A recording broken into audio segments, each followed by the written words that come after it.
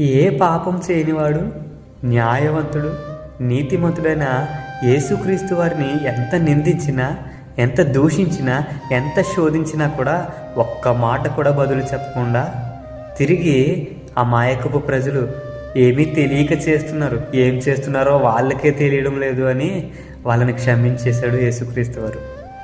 నిన్నొక ప్రశ్న అడగనా? ఎవరి మీదైనా కోపపడుతున్నావా?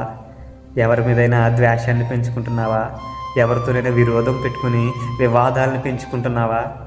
అయితే బైబిల్ గ్రంథంలో ఒక మాట ఉంది, దీర్ఘశాంతుడు వివాదాల్ని అణిచివేస్తాడంట. నువ్వు వివాదాన్ని అణిచే దీర్ఘశాంతం కలిగి ఉన్నావా? ఈ ప్రశ్న నేను ఎందుకు అడుగుతున్నానంటే, దేవుడు దీర్ఘశాంతుడు గనుక. దేవుని యొక్క కుమారుడు అయిన నువ్వు, దేవుని యొక్క కుమార్తెవైన నువ్వు ఆ దీర్ఘశాంతాన్ని కలిగి ఉన్నావా? సమాధానపడే హృదయం నీలో ఉందా?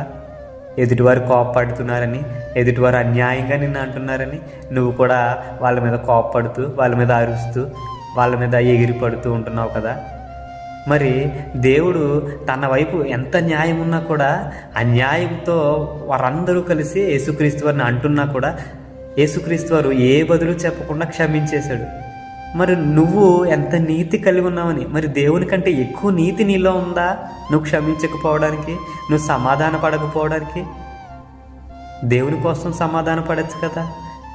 దేవుని యొక్క సమాధానం నీలో ఉంచుకుని, దేవుని యొక్క దీర్ఘశాంతాన్ని నీలో ఉంచుకుని సమాధానం కలిగి జీవించవచ్చు కదా.